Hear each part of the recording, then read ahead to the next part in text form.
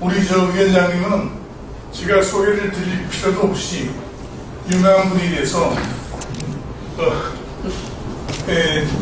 국회의원을 물론 3년임 하셨고 경기지사 3년임 하셨고 또 지금 우리나라에 많은 지도자들이 있지만은 우리 김문수 위원장님도 유력한 훌륭한 지도자 중에 한 분으로 알고 있습니다.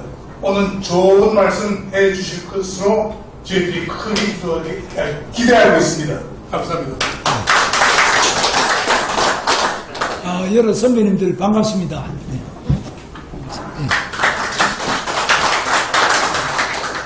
마이크 괜찮아? 이게 낫나? 이게 나요? 그걸로 쓰겠습니다. 그거 놓지. 옆에 놓고 같이. 예. 이명창 우리 회장님께서 나라를 걱정하시면서 야, 이거 어떻게 해야 되느냐 말씀하셔서 뭐 그렇게 걱정하실 일이 있겠습니까? 이렇게 말씀을 드리면서 했더니 와서 그럼 한마디 해봐라. 그래서 오늘 이렇게 왔습니다. 정말 이렇게 여러 기라상 같은 선배님들 많이 오셨는데 여기 있는 우리만 뭉쳐도 나라는 잘 될 걸로 저는 그렇게 믿고 있습니다. 노동개혁에 대해서는 간단하게 말씀드리면 법치주의 노동개혁이 성공을 했는데요. 지금 노동자들의 파업 지속 일수, 파업으로 인한 노동 손실 일수 이런 게 역대 정부의 3분의 1 이하로 떨어져 있습니다. 안정되어 있습니다. 요즘 뭐 조용하지 않습니까? 크게 보면. 그것은 윤석열 대통령이 검사 출신으로서 법치는 확실히 세워야 되겠다. 불법을 보고 방치한다면 국가가 아니다. 이런 확고한 신념을 가지고 있기 때문에 법치를 지난 2년 동안에 확립을 했는데 1987년 60이라고 그러고요. 6월 항쟁 또는 87년 노동자 대투쟁 그렇게 말하죠. 그래서 87년도에 바로 헌법을 고치고 35년간 사실상 법치가 계속 완화됐습니다. 노태우 대통령은 군 출신이지만 물태우라는 별명이 있죠. 전두환이 아주 강력한 법 이상의 삼청교육도 보내고 저도 삼청교육 대상이었습니다. 저도 감옥도 가고 그런 분인데 비해서 노태우 대통령은 거의 뭐 그런 물태우라고 할 정도로 엄격한 법치, 박정희, 전두환 이 기간 동안 거의 그런 강력한 법을 뛰어넘는 유신을 헌법을 고쳐가면서 하는 강력한 통제적인 이런 정치는 없었습니다. 노태우, 김영삼, 김대중, 노무현, 이명박, 박근혜, 문재인 7명의 대통령 재임 기간 동안 노동조합에 대해서는 불법을 하더라도 손을 안 댔습니다. 첫째, 노동자는 약자니까 법에서 봐줘야 된다. 두 번째, 노동조합은 300만 명입니다. 몰표니까 조합이 내는 사람만 300만 명이에요. 몰표니까 이거 손대면 손해가 난다. 그러니까 약자니까 손 안 대고 몰표니까 손 안 대고 그래서 적어도 87년 이후부터 지난 윤석열 대통령 취임할 때까지는 법이 무너지는 과정을 계속 가져왔습니다. 이걸 불과 2년 만에 완전히 윤석열 대통령이 바로잡은 겁니다. 지금은 역대 아까 제가 말씀드렸잖아요. 노동 손실일수 자체가 3분의 1 수준으로 떨어졌는데 그래도 일본보다는 100배 이상 많습니다. 일본이 지금 세계적으로 굉장히 안정된 노사관계를 보이는데요. 우리는 여전히 불안한 게 많이 있습니다.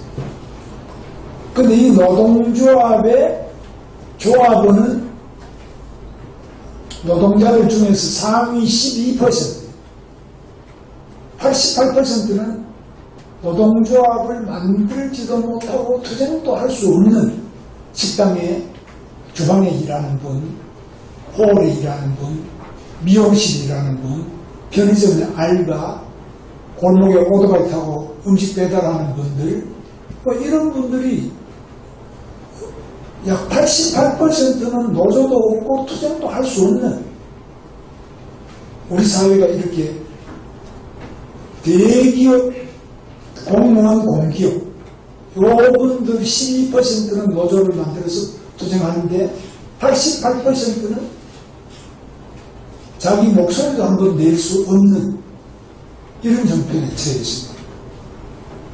그래서 이 88%는 시집장가를 못 가요. 꿈을 가질 수가 없어요. 공무원, 공기업, 대기업 사람들은 노조도 있고 현대자동차 연봉 1억 2천, 뭐 기아자동차도 뭐 그것도 더 많습니다. 은행원들 다 연봉이 억대가 돼요. 이런 사람들이 파업합니다. 뭐 식당 아줌마들이 파업했다 소리 못하고 있어요. 그러니까 이 사회가 매우 불공평합니다. 이거는 정의도 아니고 공정도 아니죠. 이런 거 고치고 누가 고치냐?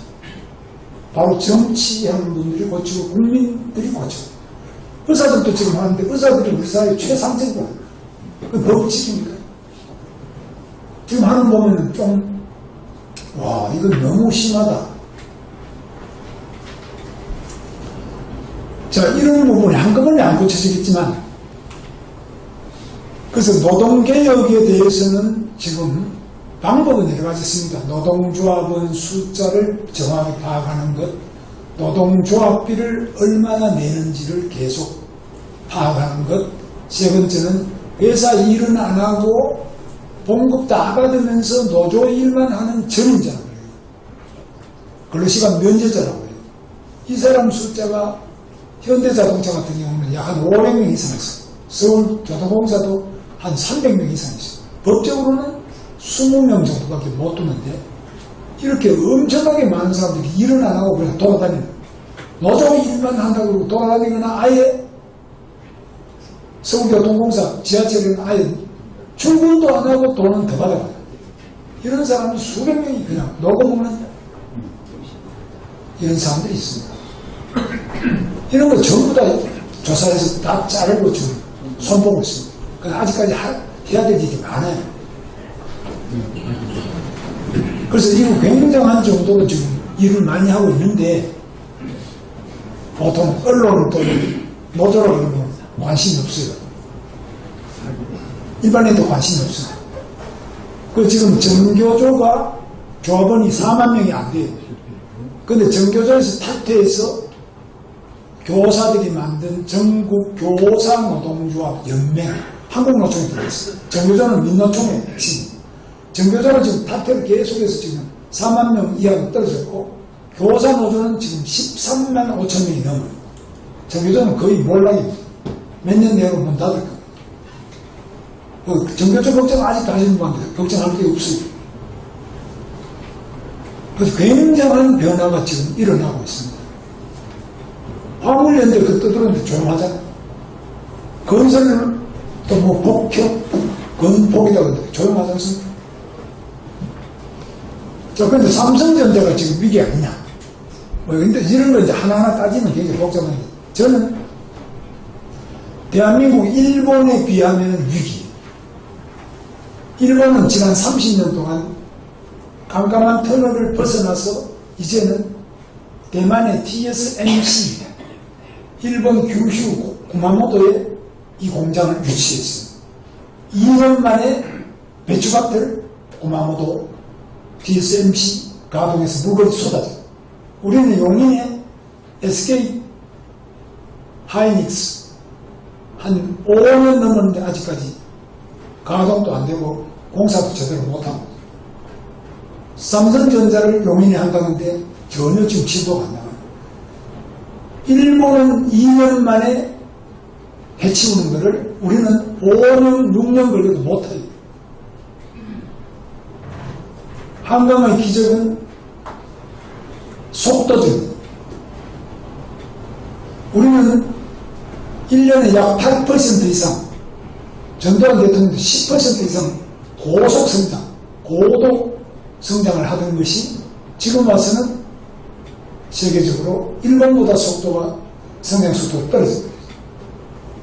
그러니까 코리안 스피드가 세계 1등이었는데 지금은 코리안 스피드가 만만기, 중국보다 더 늦어, 일본보다 늦어, 미국보다 늦어. 이런 발전 속도를 가지고는 미래가 어렵게 된다. 이걸 어떻게 할 거냐? 많은 문제가 여기 같이 합쳐져 있습니다. 그래서 제가 이제 요 준비해드린 여기 글 하나 나가드리겠습니다. 총선에서 보면은 대패했다. 근데 저는 뭐 그래도 108석이니까요. 뭐 그렇게 대패는 대패지만 준비했더라면 100한 20, 30석 이상은 되지 않겠나 이러고 보는데 준비가 부족했어요. 왜? 당이 굉장히 어려워져 있었고 정치를 전혀 모르는 사람, 선거 전혀 경험이 없는 사람들이 앉아가지고 선거 전문가들이 또 필요합니다. 아무나 선거 잘할 수 있는 게 아니에요. 법을 잘한다고 선거 잘하는 건 아니에요. 이거 뭐 김영현 변호사도 계시지만 변호인 의원이 계시지만 그러니까 법하고 정치하고 저 다른 거예요. 그런데 우리 대통령께서도 정치를 안 한다. 나는 나라를 똑바로 바로잡겠다 이렇게 하셨는데 그거 안 됩니다. 정치를 하는 것이지 대통령은 정치인이지 법치인도 아니고 법률가도 아니에요. 대통령이 최고의 정치인이에요. 그럼 당도 지금 보면 당이라는 것은 대통령을 북한에 뭐 수령을 모시듯이 이렇게 모시는 게 아니라 국민의 목소리를 들어서 전하고 그래서 정책으로 해서 실현하고 끊임없이 선전 홍보하고 또 당과 국민 일체가 되는 그 소통과 일치 과정을 계속 가져야만 되는 거 아니겠습니까? 자, 그러면 지금 이제 저는 생각할 때 총선에 아주 참패를 했는데 이것이 다음 대선에 반드시 좋은 결과를 가져올 수 있을 것이다. 저는 그렇게 봅니다. 만약 지난번에 이겼으면 지금 띵까띵까 이거 뭐 눈꼬리 실에서도 다음에 대선도 집에 가는 생각하고 지금은 졌기 때문에 지금 뭐 민주당은 국회 안에서 하는 부분 너무 과하잖아요. 지금 뭐 판사도 선거제 가자 이러거든요. 누구를 선출할지 난 몰라요. 국회의장은 부의장 다 운동부 출신입니다. 여러분 아시는 것처럼. 우원식 의원은 연세대학교 학생운동부 출신이고 자기가 존경하는 김근태 의원님 존경하나. 뭐 김근태 의원하고 저하고는 대학 다닐 때부터 같이 다닌 저 5년 선배인데 제가 너무 잘하는 분이에요. 그 기본적으로 자유민주주의자가 아니에요. 민중민주주의. 민중민주주의. 자유민주주의와 민중민주주의가 어떻게 다르냐? 괜히 북한은 민중민주주의. 이따가 제가 북한 노동당 규약과 또 활동원칙 이런 게 나왔습니다. 중국도 이런 게 민중민주주의지, 자유민주주의가 아니에요. 이 사람들 끊임없이 자유주의는 안 된다. 자유주의 배격을 계속 외치고 있어요. 우리는 자유민주주의 아닙니까? 근데 저는 이런 이야기를 자신있게 하는 이유가 제가 바로 그 운동권의 핵심적인 사람이고 저는 좀 이따가 오신다고 했는데 마르크스 레닌주의 우리 서울대학교 상가대학 안병지 교수 지도 아래 제가 마르크스 레닌주의 모택동주의 김일성주의 주체사상 이런 거를 계속 공부하면서 그 방향에 입각해서 평안 청계천에 전대에 죽고 난 다음에 청계천에 들어가서 공장 생활을 제가 7년 하고 노조를 만들어가지고 한일 돕고 면도날 잡고 만드는데 노조를 만들어서 위원장을 했어요. 그래서 학생운동권의 개혁주의, 개혁투쟁을 중심으로 하는 사람들은 제가 하나의 그 당시에 상징 인물이었지. 야, 저렇게 해야 되겠다. 뭐, 김성자 의원은 저 고용노동부 공무원 했습니다만, 자발했죠. 뭐, 완전히 그냥 우리는 노동자 개혁을 중심으로 해서 대한민국을 뒤집었거든요. 그래서 노동자, 농민이 중심되는 나라를 만들었다. 이게 민주주의예요. 그럼 누구를 배격하냐?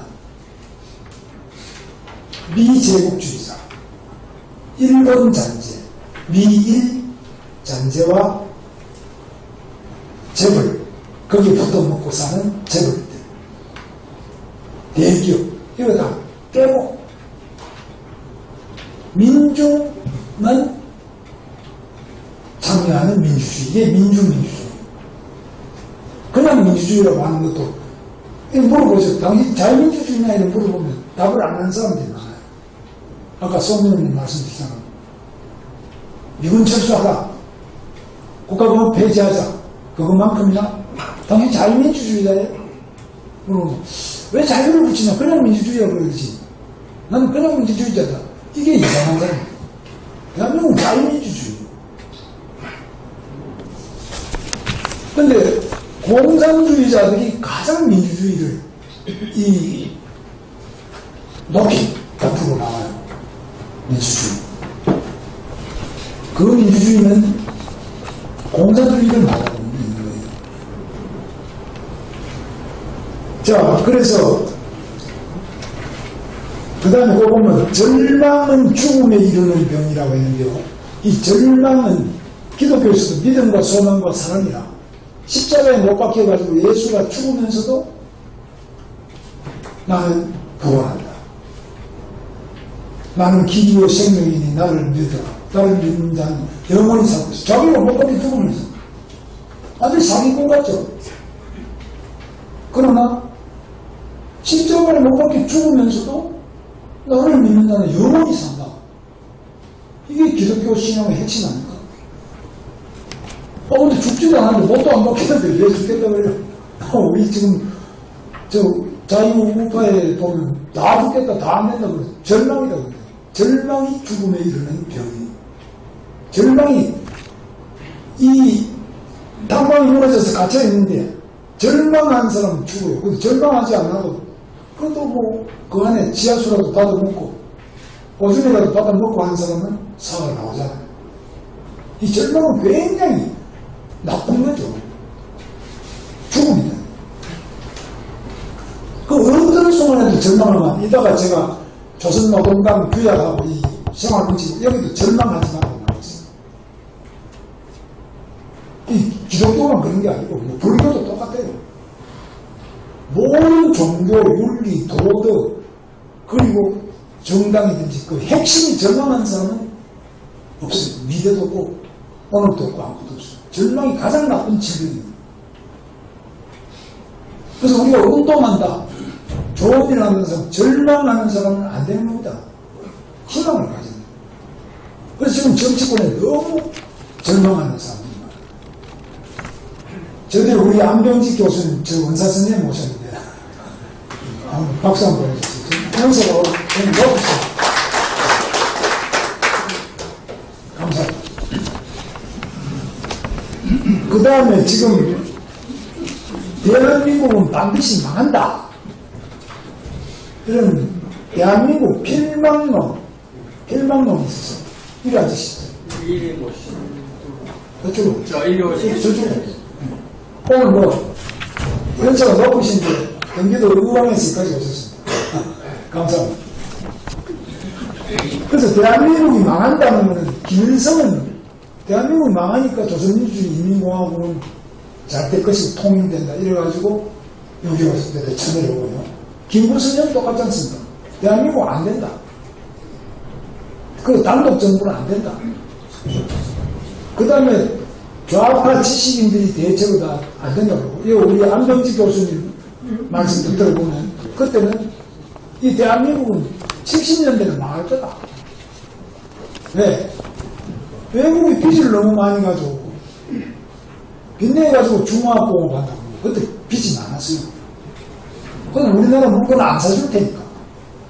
다 망한다고 그랬더니 그래서 실제로 그랬습니다.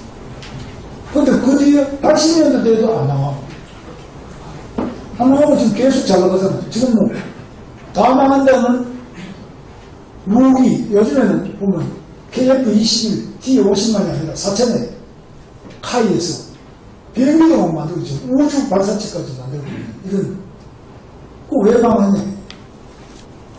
그러니까 그때는 서울대학교 경제학하는 분이든지 교수들이나 좌파 지식인들이 다 대한민국 망한다고 그랬어요.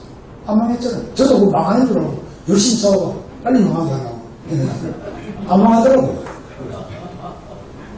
다카르 올림픽도 성공해버리고 그러다 절대 안 망한다고 했던 미래 사회였던 소비에트 러시아가 무너졌어요. 무너지고 난 다음에 그거 보니까 형편없어요. 들다 보니까 뭐 형편없는 인것도 없어요. 그래서 지금 보면 이 절망은 절대 안 되고 대한민국은 안 망합니다. 그 다음에 지금 더 센 정치를 해야 된대요. 지금 국민의힘, 여기 대부분 국민의힘이시겠습니다만 국민의힘이 더 센 정치를 안 하고 뺑센 정치를 해요. 그래서 저는 윤석열 대통령 보고 그럽니다. 첫째, 가장 먼저 만나야 될 사람은 이재명이가 아니고 한동훈이다.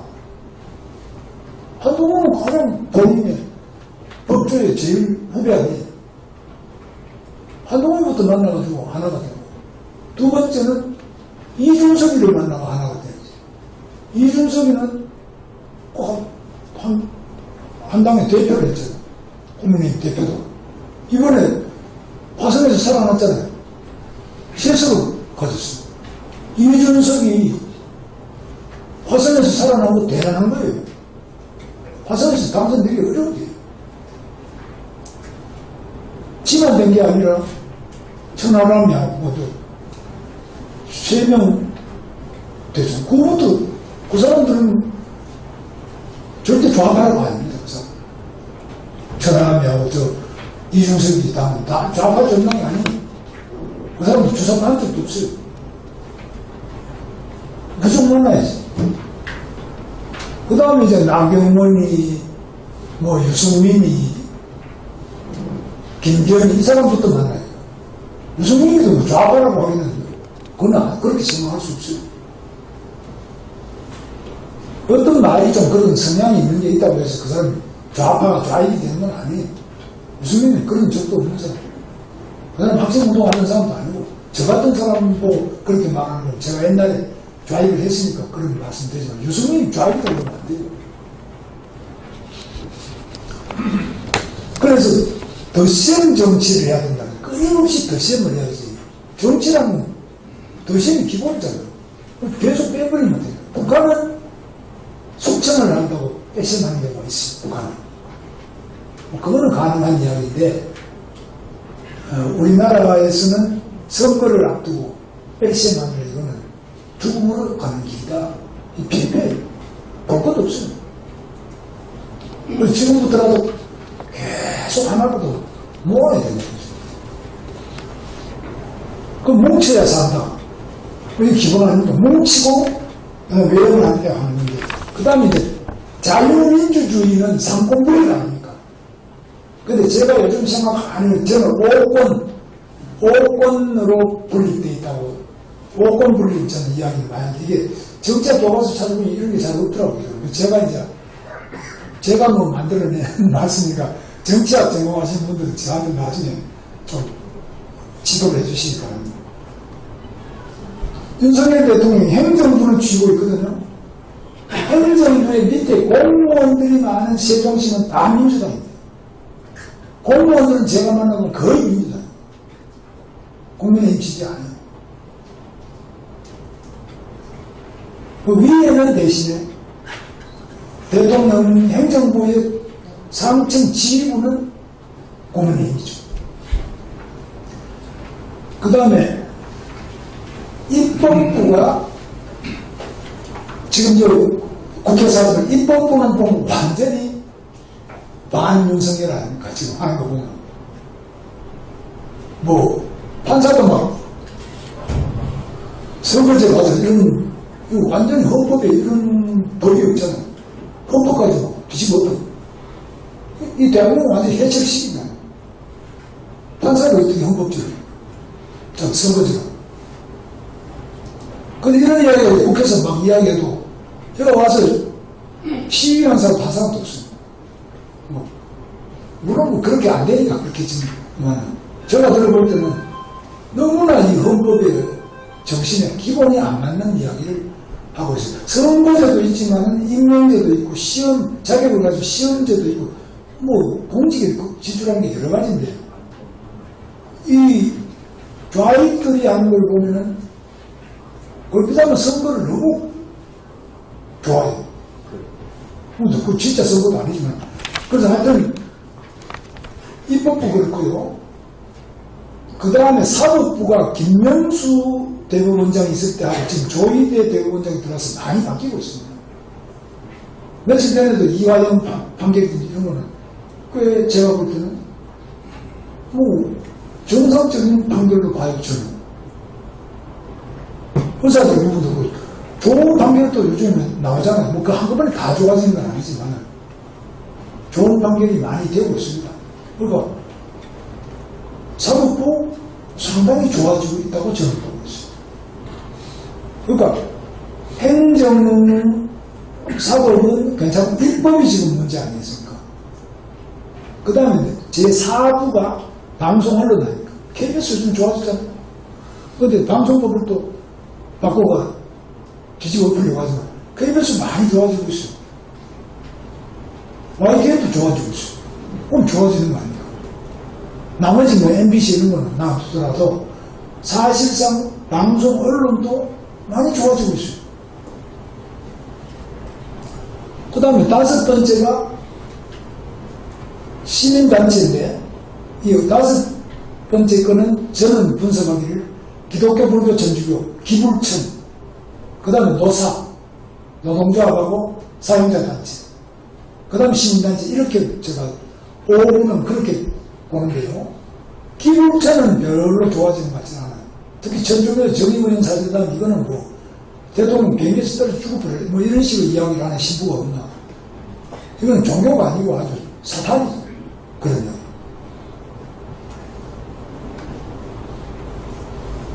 기불천, 그 다음에 노사인데 노는 여전히 반윤석열이에요. 그러나 한국노총의 일각은 오늘도 제가 오기 전에 해상 선언노조위원장 한 7만 명인데요. 그 위원장하고 만났는데 거기는 상당히 좋아요. 그래서 우리 쪽에 많이 우호적이고 그런 분들이 뭐 그런 분도 있고 그걸 자꾸 늘려놔야죠. 그래서 노조는 사용자들이 있는데 사용자는 환경역, 정경협이라고 하는 환경협, 상공회의소, 경총, 중소기업 중앙회, 중견기업 연합회 뭐 이렇게 한 5개가 있어요. 사용자 단체가. 이 사람들도 나름대로는 애를 쓰고 있어요. 그러나 지난번 박근혜 대통령들처럼 돈 내고 감옥 가고 이재용 그건 안 되잖아요. 그거 안 가려고 그러지. 그거 자꾸 조심. 공무원도 말 잘 듣고 감옥 가고 안 가려고 그러지. 자, 그래서 이렇게 오부가 이렇게 돼. 그 다음에 이제 애국시민단체인데 옛날에 새마을이다 뭐 이런 거 있지 않습니까? 새마을, 재향문인회, 뭐 자유총연맹, 바르게 살기에 자연보 이게 뭐 거의 지금 와야 되고 있어요. 맥을 못 쳐. 그것도 옛날에는 확 그냥 여러 가지로 문제가 있으면 그냥 오늘 같은 되고 국회가 이렇게 이런 식으로 일방적으로 이러면 되느냐. 서로 간에 여야가 나눠 먹어야지. 지금 오늘도 저 오다가 뉴스 들어보면 계속 11개만 상임위원장 먹는 게 아니고 18개 다 먹어버리겠다. 그냥 니는 굶어라. 뭐 이런 이야기도 막 서슴없이 해버리고. 우리도 조용하거든. 좌파들 같은 경우 국회로 둘러싸고 지금 뭐 오늘 저녁에 촛불 시위하고 난리 났어. 조용하잖아. 국회 앞에 조용할 거야.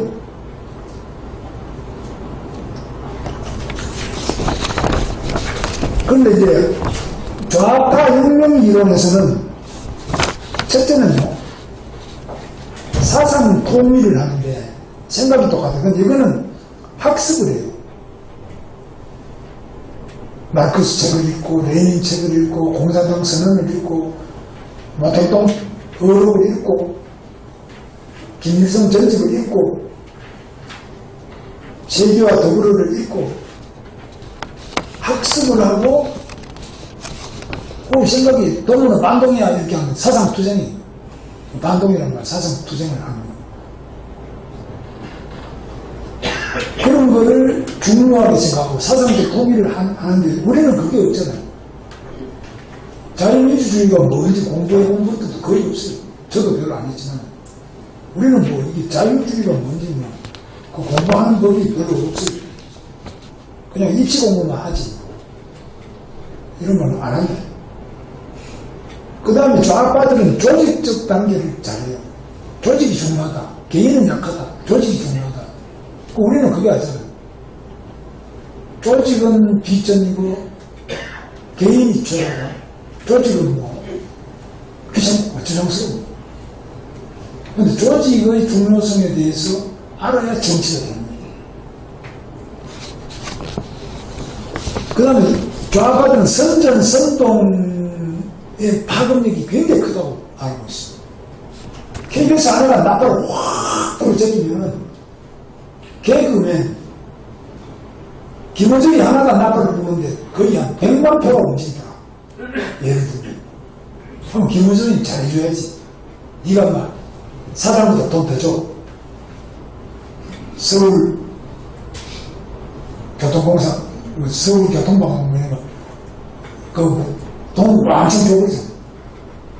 그 다음에 뭐 김재동이다 뭐 누구다 뭐 이 한 사람의 연예인, 개그맨, 선동가 이 값을 확 쳐주잖아.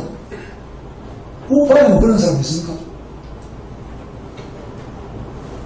한번 선전선동 잘해도 이거는 중요한 줄도 모르고 뭐 고시에서 뭐 판사 뭐 이렇게 변호사 의사 이 사람들만 대단한 줄 알지. 그 뭐 연예인들 이런 거는 뭐 상당히 별 볼일 없는 거고 공부 잘하고 말 잘 듣고 얌전한 사람들만 시험 잘 치고 이런 사람만 중요한 걸 생각하지. 그래서 별 볼일 없는데 인기가 좋은 사람 이런 사람들이 좌파로 많이 가버렸어. 그러니까 이 대중적인 선전선동력이 차이가 많이 나죠. 그건 굉장히 생각을 많이 해야 돼요. 그 다음에 권력을 지낼 때, 이 권력을 쥐는 건 그게 하나 지렛대, 지렛대가 바위를 움직일 때하고 그냥 맨손에 들 때하고 이게 차이가 많이 나잖아요. 이 권력이라는 지렛대가 얼마나 중요한지 좌파들 잘 알아요. 그래서 국회의원을 하려고요. 국회의원 전혀 안 되면 의원실 그 시험부터 하거든요. 지금 구의원부터 해요. 노무현 구의원, 그 다음에 서울시의원, 그 다음에 국회의원, 그 다음에 뭐 서울시장도 하고 뭐 대통령도 나오고 이렇게 밑에서부터 선출직도 밑에서 1층, 2층 탁탁탁 밟아 올라오잖아요. 우리는 보면 구의원, 시의원, 뭐 구청장, 제가 도지사 이런 건 뭐 쳐주지도 않아요. 여의도에서 그냥 아예 부르지도 않아요. 변호사, 판사 뭐 이 출신이라든지 아니 뭐 교수 뭐 김혜실 의원 뭐 계신다면 교수 이건 굉장히 중요한 교수는 멋진 과대평가하고 있어요. 제가 볼 때는 구의원, 시의원 하는 누구 정치적으로 보면 상당히 훈련이 된 겁니다. 간단치 않습니다. 이런 걸 인정을 잘 안 해요. 우리 저 국민의힘에서는. 근데 권력이라는 게 그 하나의 지렛대를 움직여본 것이 작은 지렛대든 큰 지렛대든 간에 그 경험이 큰 겁니다. 스피커를 써본 선전선도가 이것도 스피커 써보고 말하는 거하고 맨입에 하는 거하고 다르거든요. 이 경험 있는 사람들, 스피커 잘 쓰는 사람, 지렛대 잘 움직이는 사람, 이것도 미리 뽑아가지고 뭐 영국이나 미국이나 선진국 정치가 다 그래요. 밑에서부터 뭐 거버너 하다가 대통령 하고 그다음에 의원 하다가 대통령 이렇지. 세계적이 바로 우리처럼 날아와 대통령 미국 트럼프는 한꺼번에 날아오는데 그런 점에서는 조금 이 사람을 키우고 뽑아 쓰는 그 방법이나 이런 것들이 문제가 있다고 봤습니다. 그 다음에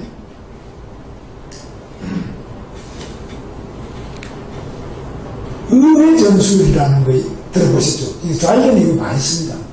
레닌 혁명론을 읽어보면 의회 전술. 당시에 두마라는 러시아의 그 의회를 이용해가지고 의회라는 연단을 이용해서 어떻게 민중을 선전선동하느냐. 분하고도 민중 속으로 들어가는 이것도 하지만 의회라는 연단을 잡고 말끝 잡고 어떻게 전국적 선전선동을 하냐. 이런 것에 대해서 그 의미를 굉장히 잘 표현하고 있습니다. 그런데 이 사람들 지금 민주당 그걸 잘해요. 그 다음에 장외 투쟁과 장외 투쟁은 상호 보완적이고 영향을 끼쳐요. 그러니까 여기에 의회 안에만 투쟁한다고 되는 게 아니고 밖에 반드시 촛불 시위한 사람들이 국회 앞에 하고 국회 둘러서고 막 난리를 쳐가지고 박근혜 탄핵된 거 아니에요. 국민의힘은 쪼개지고 그 다음에 헌법재판소에서 재판할 때 또 헌법재판소 둘러서고 그러니까 장내와 장외가 다 필요한데 저는 장외 투쟁을 지난 문재인 정부 때 많이 했는데 저 같은 사람은 극우라고 그래요. 아예 당에서 부르지도 않아요. 완전히 이거는 미친놈이에요. 저하고 같이 저 같은 사람 부르면 펴들어주는 줄 알아요. 그러니까 아예 장외 투쟁하는 사람은 사거리를 못 살리시거든요. 그러나 위험하고 펴들어지는 사람. 이거는 절대 그 권력을 유지할 수도 없고 권력을 장악할 수도 없어요. 장외와 장내가 잘 결합하고 잘 적절하게 활용할 줄 알아야 돼요. 한쪽만 가지고는 전쟁에 포병만을 가지고 전쟁 못 이기고 보병만 가지고도 못 이기고 베트남처럼 민간에 있는 이런 인민군들 이런 사람도 필요한 겁니다. 송일수도 필요한 겁니다. 위장전술에서. 이 병법을 읽어본 사람들은 그만 좌파들은 이 서자병법도 병법을 많이 읽어요. 그건 우파에 난 병법 있는 사람 거의 못 봤습니다. 병법을 공부를 안 해요. 서자병법 읽어보세요. 그 얼마나 다양한 전략 전술이 나옵니다. 근데 좌파의, 제가 오늘 나눠드린 조선노동당 좌파의 그 이야기나 활동지시를 보면 그런 다양하고 복잡한 전략 전술을 적절하게 잘 구사할 줄 아는 이게 정치의 기본이에요. 돈만 많이 받는다고 국가를 유지하거나 권력을 쟁취할 수가 없어요. 근데 우리같이 이제 밖에서 떠들고 막 광화문에서 소리 지르고 있어요. 너는 막 완전히 그냥 터떨어지니까 근처 나타나지도 말아요.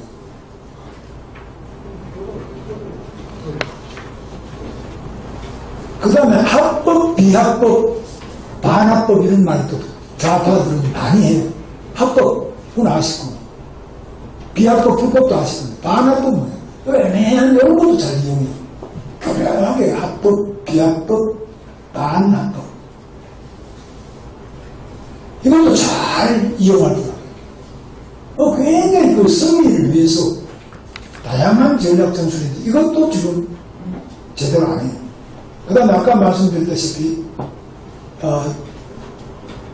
조직을 하기 위해서 지금 같으면 이제 전국 마트 노조라고 바로 이 주사파 출신의 학생운동하는 사람이 그 위원장이에요. 이거 어떻게 하냐. 그 다음에 양경수라는 지금 민주노총 위원장도 학생운동 출신. 경기 동부 용인외대 출신. 이 사람들은 공장에 기아자동차 같은데 하청 노조에 들어가요. 마트 노조에 들어가요.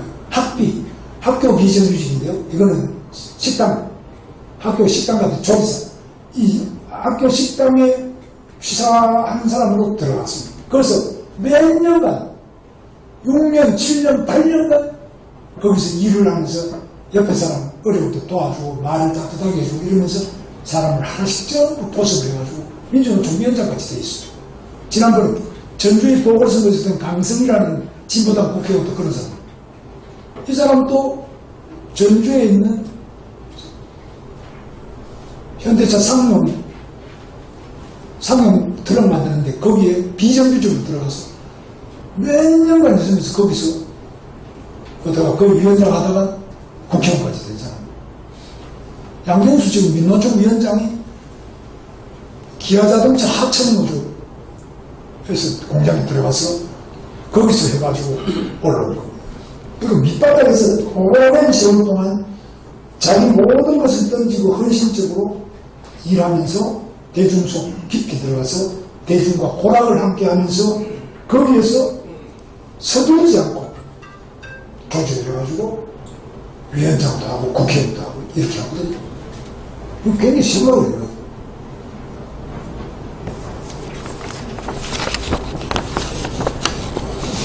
그래서 이런 여러 가지 투쟁 경험이 학생운동의 투쟁 경험, 노동운동, 반정부 투쟁, 반미, 반일, 민족주의 투쟁, 반재벌, 반기업 투쟁, 이 선수들입니다. 이 사람. 이하경이라는 분 아시죠? 이번에 국회 부의장 됐어요. 그분은 남조선 민족해방전선 해선대에 최고 주동자입니다. 지금 뭐 선거에 오래 썼어요. 1979년에 그 발각이 돼가지고 감옥 갔는데 칼들고 동학원에서 치원서 회장을 찢어가지고 칼로 찌르고 이러고 놓고 묶고 하다 경찰한테 잡혀가고 감옥에 많이 살았어요. 그런데도 국회 부의장인데 이건 뭐 암만 그 지역에서 공포거든요. 공포에서 이야기해도 사람들 다 뽑아주려고 4번 됐어요. 그거 어떻게 된 거냐? 이제 국회 부의장까지 됐어요. 이거 어떻게 된 거지? 그때 자기는 말이지.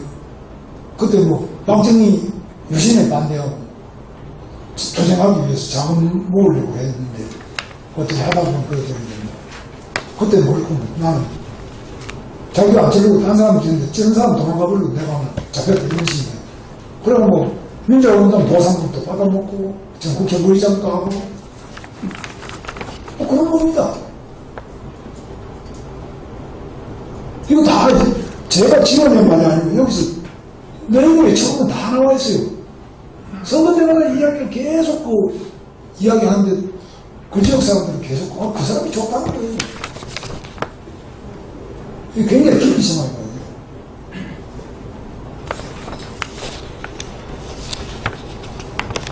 그래서 우리는 그럼 뭘 해야 되느냐? 나는 국회의원도 아니고 이원창 우리 의원이 뭐 해야 되느냐? 이거 맞자. 윤석열이 됐으니까 뭐 자유원장 보름도 막 해산해버리고 우리 가만히 있어도 잘 안 되겠다. 대통령이 알아서 하겠지. 이렇게 하는 순간에 그 대통령도 무너지고 다 무너지고 나라가 무너져. 미국도 보십시오. 미국도 제한군 이래부터 저는 미국의 공화당, 민주당의 그 밑에 타운 미팅이나 밑에 조직한테까지 쫙 다 들어가겠어요. 국회의원들도 미국 국회의원은 선거를 2년에 한 번 하잖아요. 계속 지역에 다니면서 자기 지역구 가가지고 사람들 만나고 모금하고 대화하고 민원을 들어주고 이걸 계속 해요. 우리 국회의원도 하지만 미국과 아주 열심히 해요. 2년마다 한 번 써보니까 이건 뭐 쉬는 해가 없이 그냥 계속 하는 겁니다. 우리 국회의원보다 더 힘들어요. 선거가 2배로 많으니까. 그래서 대해 가지고 끊임없이 정 안 되면 댓글 달기를 한다든지 집회에 참석한다든지 정 안 되면 해종일날 태극기를 하나 달아야 되는데 안 달아요. 태극기 하나 다는 사람이 없어. 내가 우리 아파트 보면 태극기 다는 사람이 거의 없어.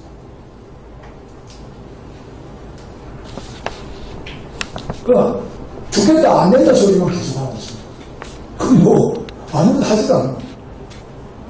그 다음에 교육과 이 사상 이념적으로 너무 무장이 안 돼 있어요. 그런 거 들을 기회도 없고 말하는 사람도 없고 지금 TV 보면은 계속 나오는 게 노래방, 먹방, 개그방, 여행방 그것밖에 없어요. TV 조사도 똑같아요.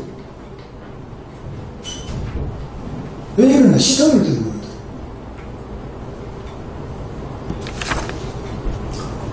그리고 이 더불어민주당은 이 운동권 출신이라는 게 굉장히 끈끈합니다. 또 핏줄보다도 더 강한 동지적인 그런 체험을 같이 나눈 사람이에요. 우리 안병직 교수님 지금 대도 뭔데 여기까지 오시는데 운동권 같이 저를 지도해 최소한도 이 정도는 끈끈합니다. 진짜. 그러니까 우리는 그럼 과연 어느 정도 그래 끈끈하냐, 어느 정도로 지금 철두철미하게 하느냐, 그런 면에서 제가 한 참고가 되라고 여기 조선노동당 규약 이런 거 하고요.